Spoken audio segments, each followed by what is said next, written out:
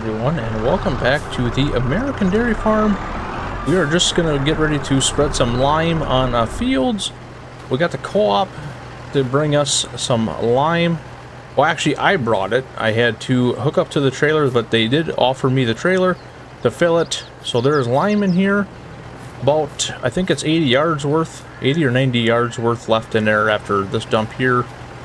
So we're just basically scooping off the ground, throw it into our Wilmar lime spreader, and using New Holland skid steer there to load it, and then throw it out here. So our pH on these fields are terrible right now.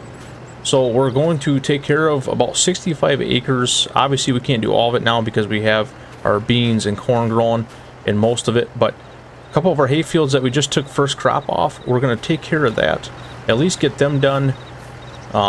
And then we will end up getting more lime here in after harvest season and taking care of them fields as well. So yeah, that's the plan. And then we also are going to be selling some cows today. We have some cows that are just not producing milk anymore. They dried up. So we want to make sure that we get rid of them. We already have basically them sold. We just got to wait for the guy to come pick them up. We don't even have to take them anywhere. He's coming out here. And because he's a lot bigger trailer than we do anyway. And we're selling 17 Holsteins from the barn. We're selling 17 of them, and we're basically going for butcher. I mean, that's what it comes out to, because they are no longer worth milking. And I gotta get adjusted here. That's right, if we're getting a little bit out in the soybean field. Man, I did a terrible job picking up this hay out here. I'm really disappointed I left so much out here. But anyway, so yeah, we got a guy coming out picking them up, and then he's gonna come back, and he also bought 7 of our bull Holsteins. Obviously we had them as a calves, and then we ended up raising them to a point where now we're gonna sell them. So they're weaned off, and now he's gonna come out and buy them. We're only gonna make, I think, like $600 or no $800 on 7 of them. So we're still got our one bull that we are using, but we are looking at getting rid of him as well, and leaving it up to the vet to impregnate these cows. It's a lot easier and less to keep track of, so we're thinking about that as we move forward here through the year. It is July right now, so we just got this crop off here a couple weeks ago. But yeah, other than that, that's really it. And then I guess some beef cows, we're going to get rid of them too. We do have to go to a different buyer with them. There's actually a locker that's about 8 miles north of here. He's going to be, we're going to be taking them there and loading them up. I'll at least show you guys us loading them up and showing you which ones we're going to sell at them. And then I'll kind of see what we make for a total. Hopefully it'll be a little extra money. So the milking cows that we're getting rid of, we're actually going to replace with some that are out in the pasture right now. We have some cows that are out there that we're going to move. I think it's about 19. So we're taking out 17 to sell, and then we still have room anyway for a few more. And then we're going to take the rest and put them in the barn. So we'll still have plenty of cows, especially with the calves. We've obviously had some calves here in the spring. Actually had a couple that were early in the winter I didn't show. So they're producing well, but the dry cows were just not, the milk check's just not the same. So we want to make sure that that milk check, that's important, that we still have that. I know you can't see it, but we have $72,000 in the bank still. So we have a nice chunk of money that, you know, it's sitting there right now. We're not touching it, but we still have taxes to pay and some other running costs, maintenance, on a couple things that we had. So it's there, but it's also can go off really fast without us borrowing any money. 72,000, you know, won't go that far. So, but yeah, other than that, I think that's up to date. What we're kind of planning on today, we're just going to go through, spread this lime, and then we'll get rid of some cows, or at least load up the beef cows, get rid of them. So we should end up with, I think, about 6 or 7 beef cows left in the pasture. And then we'll end up having some more of them as well here in the fall. So one of my neighbors there as they end up giving us a few of them. Obviously we're going to buy them, but they're not a whole lot. He's getting out of the whole farming thing, so we're looking at even leasing or potentially buying his land. I don't think he's selling the farm, but he's selling everything that he runs on it. So, but we're thinking about buying his land. He has a pasture that literally borders right up to our property. Actually, a really nice ground. And then he has, I believe, some old school tractors. He's got a 1206 Farmall, which I'm kind of interested in. It's open station. So we're keeping that in mind. As long as we can get a deal on it, we're going to look at it. So I've known this guy for a lot of years. Obviously, grew up with my old man running the farm here, so he's going to give us the better deal, especially to keep us going, because we haven't had to really worry about closing the doors on the farm. I'm keeping it going at least. And, you know, we're gaining more land, and so it's looking good so far. So, but yeah, with that, I think we'll put one more bucket in there. I didn't get far actually that line, but I could have went a little bit wider out. I don't have the GPS on activated for this, but usually that sets up how far we can throw it. In the back of the spreader here, and I got it set to the max for spreading out, so it's throwing it quite a ways out, and I was a little close to that bean field, so I misjudged that. There we go. We'll call that good for now. And we got a little bit left, but obviously we can dump more if we have to.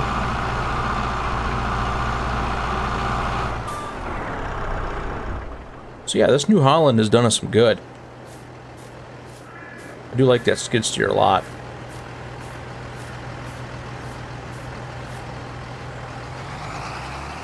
So I'm just going to kind of go right out straight from here.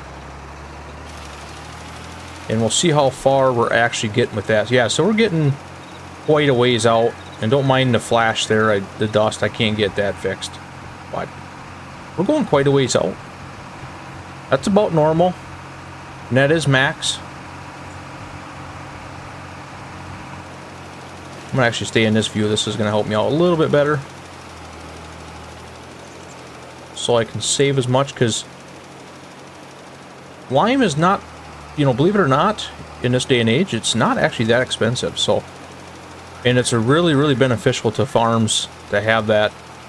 This is the first time I'm ever spreading lime here since I've been running this, a couple years now. So the old man, I believe used to spread that on there once in a while as well.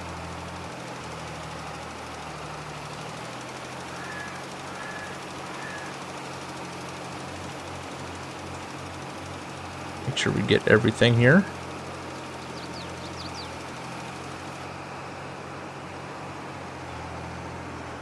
We'll come back down.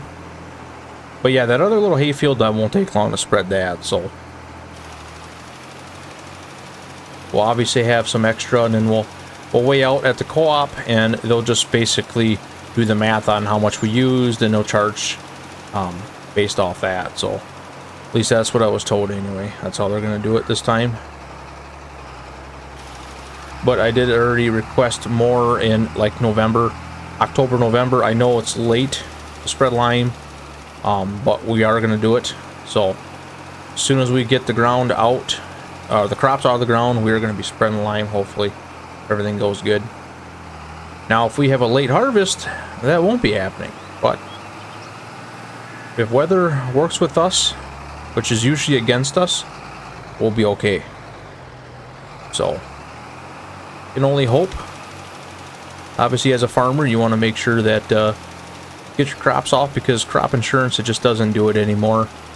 I mean, they're paying base rate, whatever you're set at, you know, but some of the ethanol plants could be paying for, like corn especially, they can get up to like $5 a bushel, even $6 at times. So, you know, if you're set price in, and, you know, or you lose your crop, yeah, it's nice, at least you cover your fertilizer, your diesel, and all that you got into it, but you're not making any money, and that's kind of the point to most of it. So, which obviously we're dairy, so we also we got the row crop, but we also have the dairy side of things where we need silage. And but if we just did dairy and in just livestock in general, and we didn't do any of these row crop, these farms out here, for like corn and beans, we wouldn't really have what we have now. I mean, we wouldn't make as much money.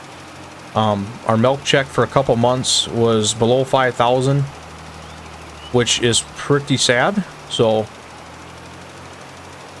we want to make sure that we have other means of, you know, income coming in on the farm, and that's having the property that we do where we can isolate hay, and then we can also do corn for silage on some fields and still be all right. So last year I made a killing off selling bales. I really did. I sold a lot of bales, which once again you normally don't do if you're a farmer, but with us having the extra fields that were hay yet, you know, I was able to produce enough bales and then silage as well where I didn't need all the bales, so it worked out pretty well.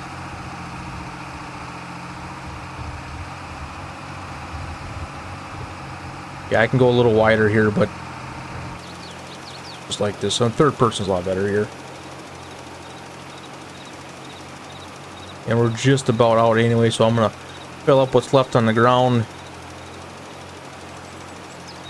and go from there.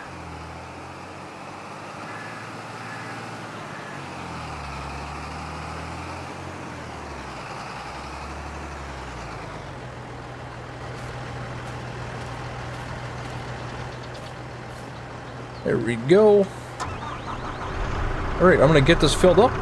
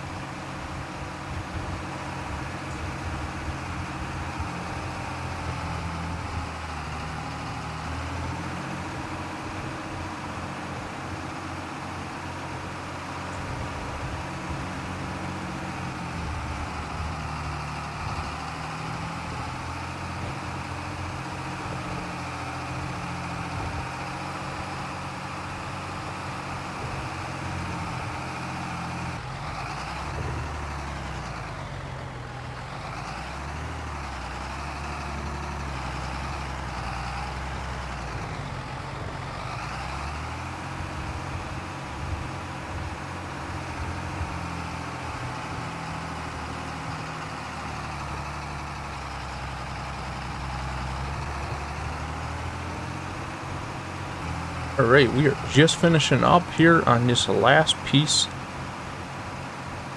We have a little extra of lime, so all right, let's go pick up these beef cows.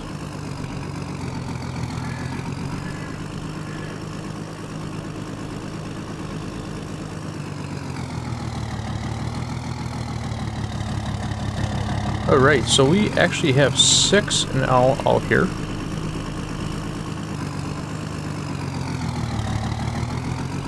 So we are definitely downsized a little bit. Like I said, we'll be getting some more here though in the fall. I shut that gate because that'd be bad.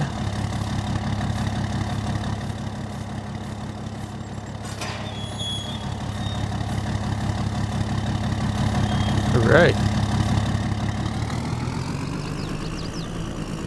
And I am going to take these and haul them away, so we will see what we get for profit. And by then the guy should be here and picking up our Holstein cows, and we will see what we make on our cows here. And then I'm going to end up throwing a couple straw bales to our cows out in the pasture here, and that'll be it. Oh, right, so we ended up getting all of our livestock sold and that we wanted to, and we made $20,516. We sold 25. Now, I think 19 of them, I think, yeah, 19 of them were, you know, 43 months, or 47 months, sorry. They were 47 months, and then we ended up selling some bull calves, which didn't go very high, so obviously the profit there is a little less. So yeah, we ended up moving 10 in this barn. So now we have a total of 53 that we're milking. So we lost a few. We had 55 in here. So we'll have a couple open spots yet on the end there. So yeah, and then we have a few less out in our pasture, which we'll end up getting a few more here, because a couple cows we got out there right now are calving. So or will be here. We're going to be end up breeding them and having them, so next spring they will be having calves. So other than that, I think we'll keep going here. Yeah, so we made 20,000, not too bad. And then the beef cows, and oh, sorry, and that was just dairy. I guess I should include the beef cows too. So we sold 13 Black Angus, and we brought in 5,700 on the 13. I thought that was kind of low. You know, I think that should be a lot higher, but that's what we got. So we ended up getting 5,700 for 13 Black Angus, and they were our better ones. The weight wise, they were exactly what you wanted.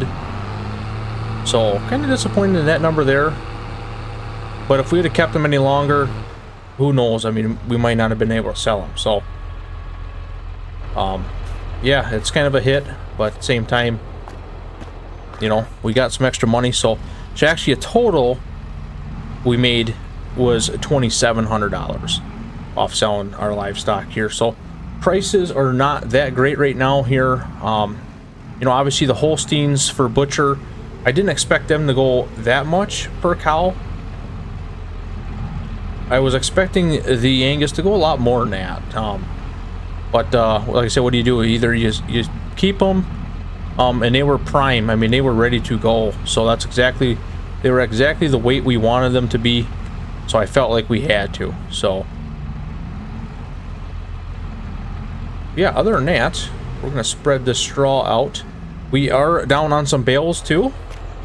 Good news, you know, this come out just about to the mixer wagon here, but we did an impact on that, so that's looking really good.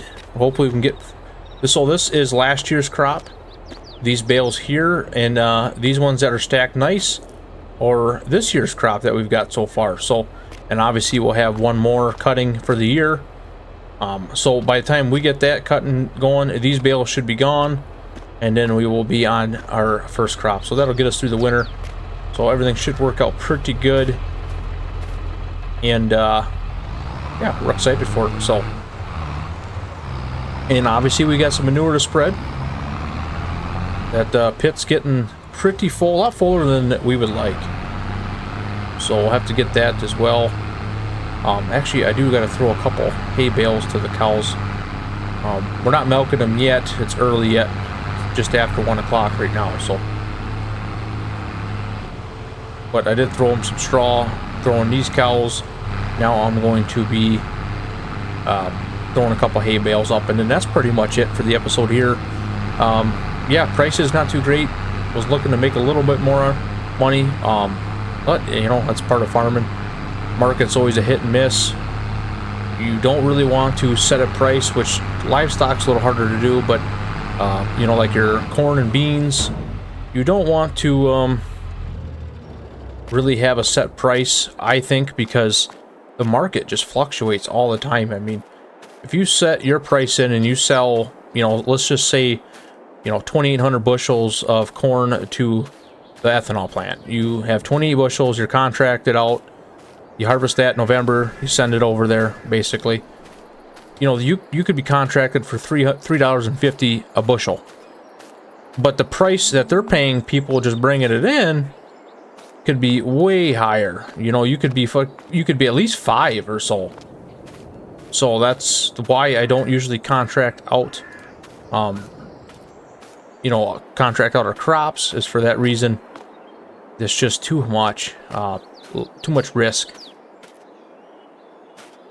And if we have a drought year or a really bad year, weather-wise, you know, maybe the prices won't ever get to you know, your $4 bushel per corn, or even 5. Then, you know, maybe it's worth it.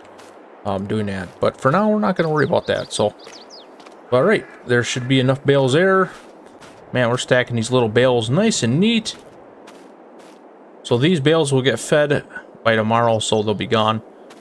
All right, I think that is going to wrap up the episode here.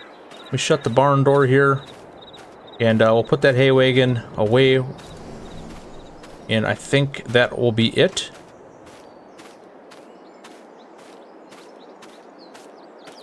Getting the old hydro here.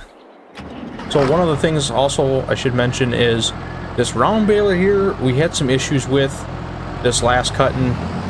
And I know the dealership has a fancy Vermeer round baler, so we are looking at that as a potential. So trade-off, we're only getting about 10K for that baler there, and we're going to be paying, I think, over 20 for that other one, even with the trade-off. So we're wheeling and dealing right now, and looking at that as an option. Maybe even financing is our best option for that, and do take out a little loan just because we have the 70,000. With selling our livestock, yeah, we made a little extra money, but you know, that's going to go back into our livestock and some other things. So the milk check is paying pretty good though. We're making, so this last one, you know, paid out pretty well, and then we should have another $7,000 milk check here this month actually. So we're looking pretty good. Actually, I'm going to park this in the shed. But yeah, other than that, I believe that is it. And we're all caught up here. And it was sad to see some of these cows go. You go and milk them every day, and you know, and you do sell them like that. It is tough, but that's part of farming. You gotta do it. All right, guys. With that being said, I'm gonna wrap up the episode here. Appreciate for watching. Like, comment, subscribe. All that helps. I appreciate interacting with all of you guys, and we will catch you on the next one. Have a good one.